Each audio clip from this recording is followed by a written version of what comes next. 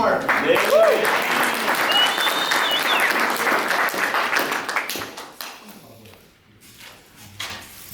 What is one thing on your bucket list that you haven't crossed off yet?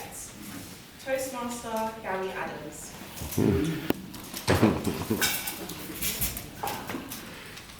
Morning. Morning. Crossed off my bucket list.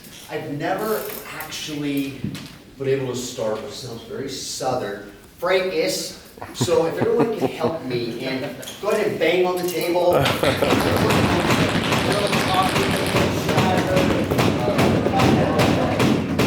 really feel like a bucket list yet. I think it's been a month, so I got it there. I can't really think of anything on my bucket list I haven't actually done yet. I'm one of those people that I'm always looking for super exciting things to do, whether it's horses, dirt bikes, motorcycling, traveling, living with 3 huskies, maybe Mount Everest. Maybe might be a bucket list. Nepal, who knows? But I think I'll reserve some future thoughts for the next table topic. Thank you.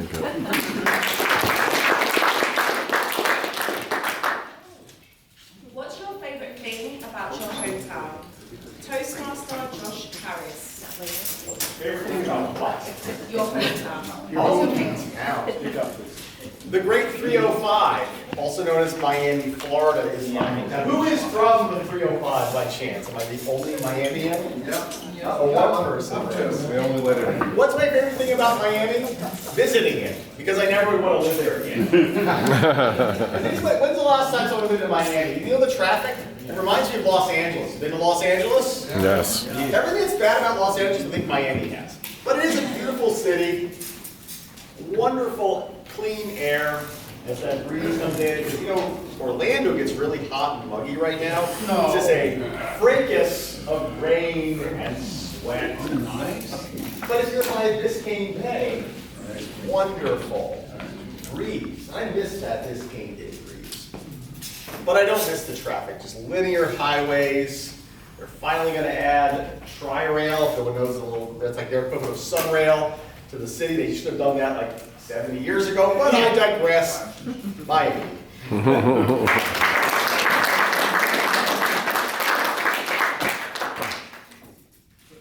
What is your favorite childhood memory? Toastmaster Tim Taylor. Oh, there are so many. My brother and I used to get in a fracas constantly. We were 18 months apart in age, but we were the same size, basically. A couple times I was a little larger than him.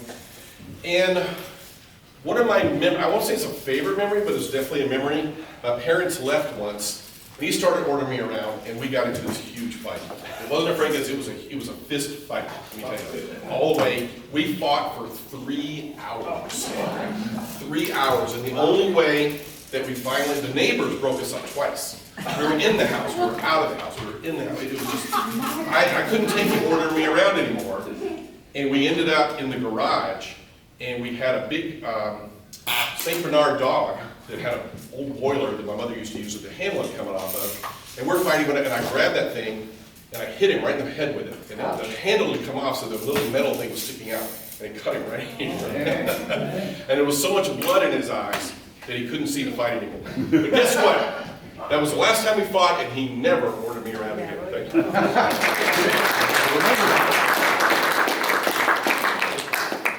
What's the best gift you've ever received? Toastmaster Zai Yin. Shai Yin, sorry.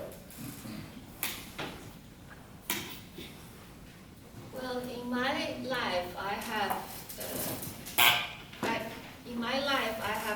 haven't received too many gifts from my family or my friends. So when I remember that I received a toy cat from my classmate. Actually, the gift is very special because I had a fracas with one of my classmates, and he actually bullied me. He cut my clothes broken, And so I told my teacher about it, so the teacher arranged different seats. Like, did not let me to sit with him anymore. But as time goes by, he got regretted, and on my birthday, he gave me a toy cat as an apology.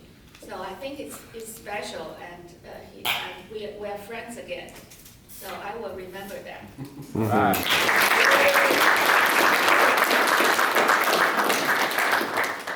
What's your favorite holiday tradition? Toastmaster Christy Marie Rosa. I think I've gotten this question before. If you guys don't know, I love Christmas. I love holidays in general, but I really love Christmas. I mean, I have an apartment, but I put all the green stuff, all the colors, all the lights. I have multiple trees. My child makes his own tree, and I do my own. And even though I'm a single mom, I love Christmas, and I will decorate anyone's house that needs me to. So if you need to fit me into your schedule, just let me know, and I will get you in. Thank you. Worked with Linda Miller. What's the best piece of advice you would give to your younger self? DTM Carmelo Balado III.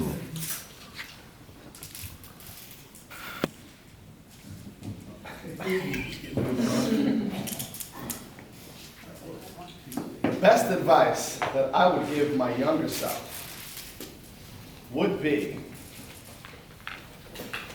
to practice your rudiments a lot more. Any drummers in the room? You practice your rudiments enough? That's one of those things, you know? My next door neighbor was the drummer when we were in the Yankee Tunesmiths. One of the drummers. That's a marching band. I played the fife. Anybody ever played the fife? It's a really cool instrument. I was really bad at it. And at that time, I liked hanging out with my friends a lot more than practicing. So when I started playing drums, rudiments. Everybody know what rudiments are? Rudiments are the paradiddles, the two-stroke rolls, single-stroke rolls, those types of things. And just practice more. Not a tabletop.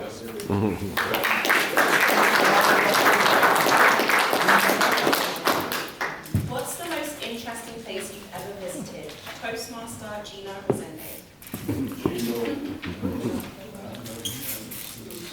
Good morning.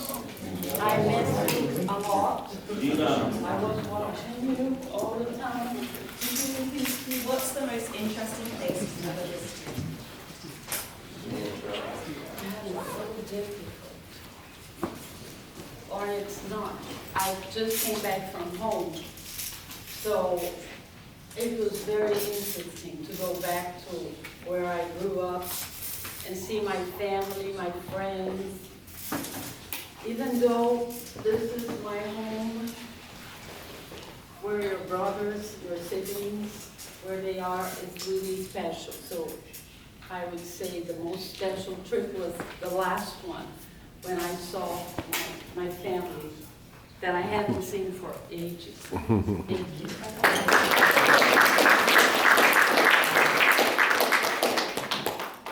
If you could live in any fictional world, where would it be?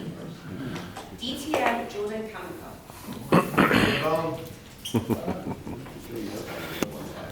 What a really interesting table topic. If I could live in any fictional world, where would it be? There are all kinds of cool places, but possibly, just possibly, it might be in the place where the answer to the most difficult question in the universe is 42. You guys know what I'm talking about? Douglas Adams' Hitchhiker's Guide to the Galaxy. Now, I wouldn't wish this on anybody, but unfortunately, Earth gets obliterated in order to make way for an intergalactic bypass. Douglas, and I don't wish that on anybody, but Douglas Adams manages to get spirited away with folks like Zaphon Beeblebrox, right, and a couple others, and he visits all kinds of interesting places in the universe, including the restaurant at the end of the universe. And if I were to go again to the restaurant at the end of the universe, as good as the food is, it doesn't surpass what we had today.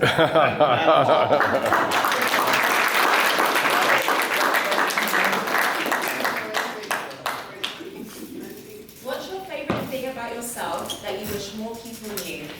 Toastmaster Bill Niehaus.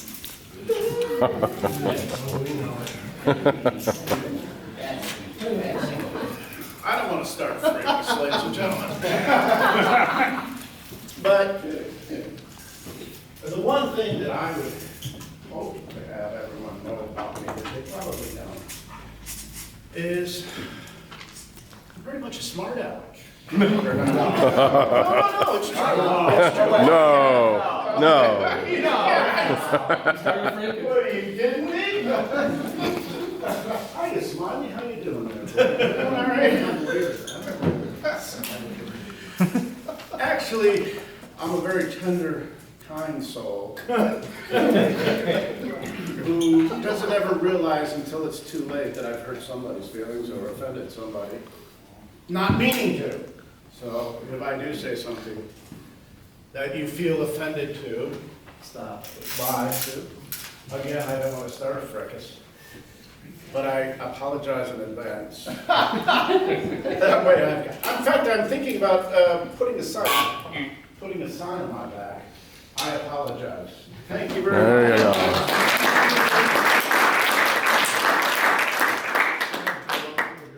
If you could have any job for just one day, what would it be? Toastmaster Benjamin Zubizia. He's mean. I will revert to this question of the bucket list. Yes, the bucket list that I have not yet mastered is coming here and be subjected to something, question, you don't know what it's coming from.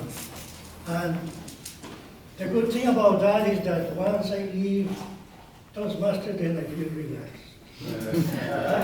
I feel that I have accomplished a lot. I can even go home and have a fricassee chicken.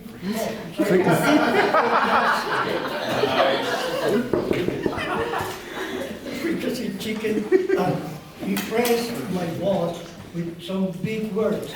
Not so much because if my boss feels I'm more intelligent at this, I will get fired. So this is what I like about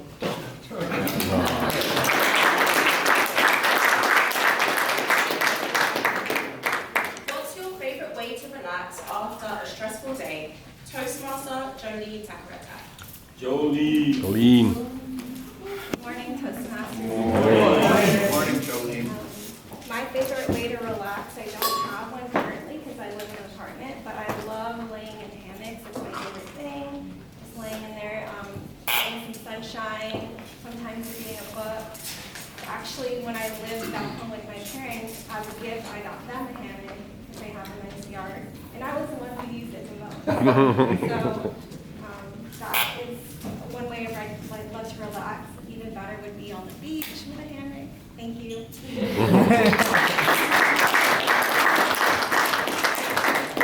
If you could live in any era, past or future, which one would you choose and why? Toastmaster Sean Tucker. Great question, thank you. Turn of the century, 1900s, lots happening, machinery's coming around, everybody's an inventor. Everybody in the country, maybe everybody in the world, is inventing something at some time during that period. Everything we use today evolved out of that period. Guys were building stuff in their garage. Ford built his first car and couldn't get it out of the garage. He built it too big to drive it out the door. He had to cut the sides of the door out to get his car out of the garage. It was a fantastic period. It was magnificent in its possibilities, and we don't have that today. The people who are building the cool stuff today are very small groups of very wickedly smart people wearing lab coats in very cloistered little facilities where we don't know what's going on, we don't know what they're doing or how they're doing it. It's way beyond us. But back at the turn of the century, you could change the world in your house, in your garage. There you go.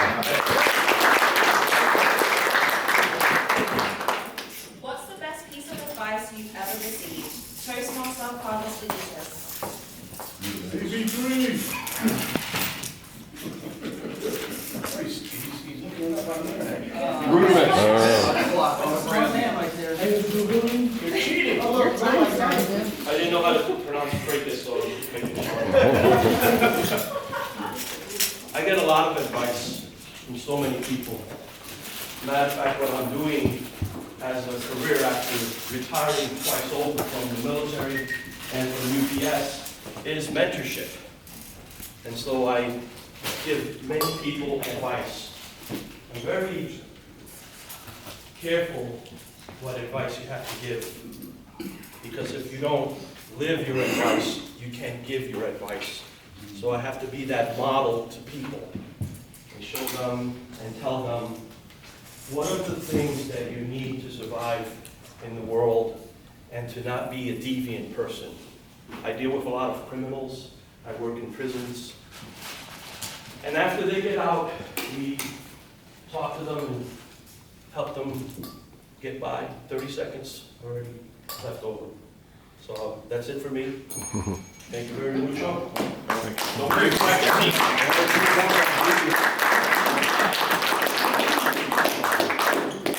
What's the most adventurous thing you've ever done? ETM Mark Ayers. Doesn't involve a bat. Very much. The most adventurous thing I've ever done was to join the club. The second most adventurous thing was to become friends with Carson Schaefer. Good answer.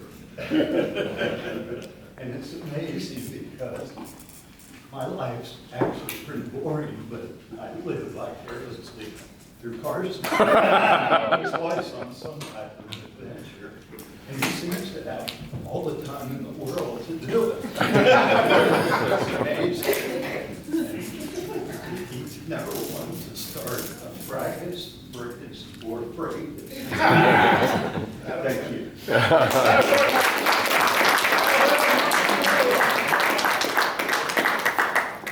If you could swap lives with someone for a week, who would it be and why? Toastmaster April Esler. Oh, my mum. Oh, okay. Chris Miles. Sorry about that. It's okay. Toastmaster Chris Miles. Chris.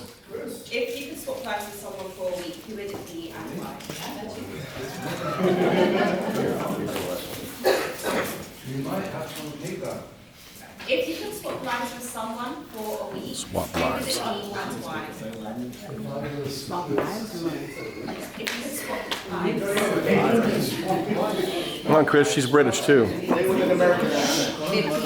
Adventurous things I ever did was to climb to Mount Athos, which is 7,000 feet above sea level. And there, at dawn, I was due to meet the Virgin Mary. And the monks below told me, you'll guarantee, if you get there at dawn, you will definitely meet the Virgin Mary. So I sat there virtually frostbite, frozen all night, trembling with fear and anticipation, no fracas involved. And I climbed to the top at dawn. And she was a no-show. She was a total no-show, and that was the most tremendous. But in terms of organising entire 1 week, I swapped with a monk. So I took part as a monk for 1 whole week. Very boring. There you go.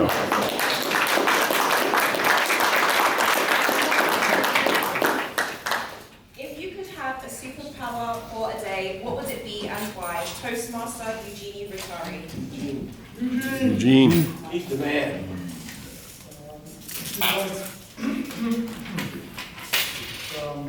Reading minds would be a great thing. But understanding my own mind would be even more exciting. Something current adventure, current electronics for a teacher or for a school to do that. So I'll just be mindful about building my own way of understanding my plants.